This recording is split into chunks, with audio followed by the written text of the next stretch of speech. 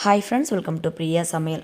இன்றைக்கி என்ன வீடியோவில் என்ன பார்க்க போகிறேன்னு பார்த்தீங்கன்னா, ஒரு மினி விலாக் தான் உங்கள் கூட ஷேர் பண்ண போகிறேன். காலையில் 5 மணிக்கெல்லாமே எழுந்திரிச்சிட்டேன். காலையில் எழுந்திரிச்சு கோலம் போட்டு கலர் அடித்து காலை வேலையை முடித்தேன். அதுக்கப்புறம் பார்த்திங்கன்னா, தர்ஷினி வந்து டிரைவிங் கிளாஸ்க்கு போகிறதுக்காக ரெடி ஆகிட்டுருக்கா. அதனால் அவளுக்கு சூடாக ஒரு டீ போட்டு கொடுத்துடலாம். நல்ல குளிர், பயங்கர குளிராக இருக்குது. அவளுக்கும் டீ கொடுத்துட்டு நானும் டீ குடிச்சிட்டு அதுக்கப்புறம் நெக்ஸ்ட்டு வேலையை பார்க்க போகிறேன். இன்றைக்கி வந்து எனக்கு காலையிலேருந்தே நிறைய வேலை இருக்குது. அதனால் அப்படியே ஒரு வேலையாக நம்ம ஃபினிஷ் பண்ணிட்டு வரலாம். தர்ஷினிக்கு டீ கொடுத்துடலாம்.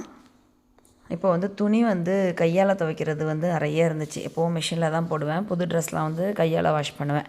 எல்லாத்தையும் ஊற வச்சு இப்போ துணி தான் துவைச்சிட்ருக்கேன். எல்லாமே தண்ணி கொஞ்சம் ட்ரை ஆனதுக்கப்புறம் மாடிக்கு எடுத்துகிட்டு போய் காயப்பட போகிறேன். ஹர்ஷன் வந்து எனக்கு ஹெல்ப் பண்ணுறதுக்காக துணியை வந்து ஒரு சின்ன பக்கெட்டில் வச்சு கொடுத்தேன். மாடிக்கு எடுத்துகிட்டு போயிட்டுருக்கான். நம்ம என்ன வேலை சொல்கிறோமோ அதை கரெக்டாக பர்ஃபெக்டாக செஞ்சுருவான்.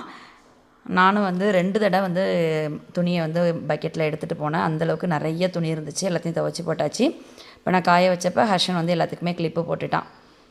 2 பேரும் இப்போ கீழே வந்துட்டோம்.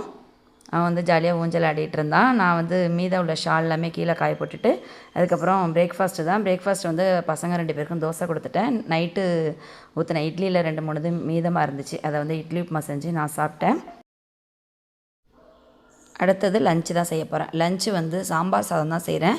இது வந்து நிறைய வேலை இருந்ததுனால 1 பாட் ரைஸாக வச்சிடலாம் அப்படிங்கிறதுக்காக சாம்பார் சாதம் செஞ்சுட்டு இருந்தேன். தர்ஷினி வந்து ரொம்ப நாளாக சாம்பார் சாதம் கேட்டுகிட்டே இருந்தா. அவளுக்கு சாம்பார் சாதம் தான் ஃபேவரெட்டு. ஹோட்டலுக்கு போனாலும் அதுதான் சாப்பிடுவாள். அதனால் வீட்டில் சாம்பார் சாதம் ரெடி பண்ணிகிட்டு இருந்தேன்.